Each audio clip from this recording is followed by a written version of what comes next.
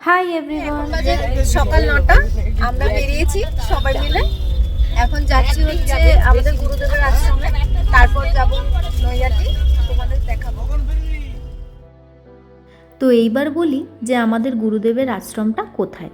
এটা হচ্ছে নাকতলায়। Naktala metro station থেকে নেমে যেতে হয়। আমরা গাড়ি নিয়ে গিয়েছিলাম, তাই আমরা একেবারে ওই গুরুদেবের আশ্রমের সামনেই নেমে পুজো দিয়ে ওখানেই আমরা লাঞ্চ করেছিলাম, করে তারপর ওখান থেকে বেরিয়ে পড়েছিলাম। খুব বেশি ভালো ভিডিও আমি তুলতে পারিনি, কারণ সেখানে বেশিরভাগ জায়গায় ভেতরের দিকে ফটোগ্রাফি বা ভিডিওগ্রাফি অ্যালাউ ছিল না। তো আমরা এখান থেকে বেরিয়ে আমরা চলে গিয়েছিলাম হচ্ছে নৈহাটির দিকে।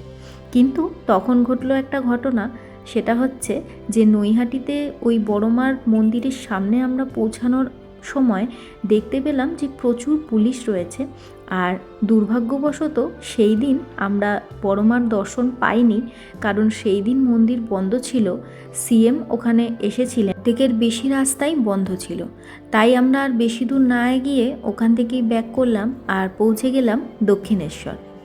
দিনটা ছিল মঙ্গলবার, তাই লাইনও বেশ পড়েছিল। আমরা পুজোর ডালি নিয়ে পুজো দিতে পেরেছিলাম মোটামুটি 1 ঘন্টার মধ্যেই। লাইন খুব তাড়াতাড়ি চলে গিয়েছিল।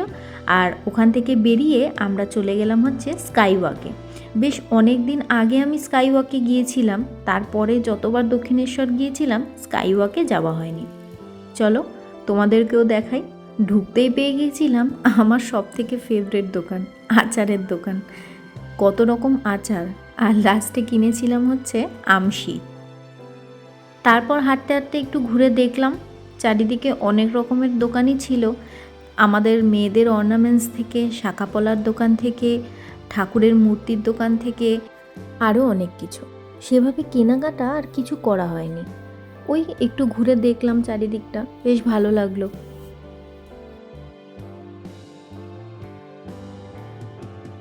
এইভাবেই সেই গোটা দিনটা খুব ভালো মতোই কাটলো। আর আজকের ব্লগটা আমি এখানেই শেষ করলাম। দেখা হচ্ছে আমার নতুন ব্লগে। তোমরা কিন্তু আমার এই ব্লগটা কেমন লাগলো অবশ্যই কমেন্ট করে জানিও। আর যারা যারা এখনও আমার চ্যানেলটাকে সাবস্ক্রাইব করোনি, প্লিজ প্লিজ প্লিজ একটু সাবস্ক্রাইব করে দিও। দেখা হচ্ছে আমার নতুন ব্লগে।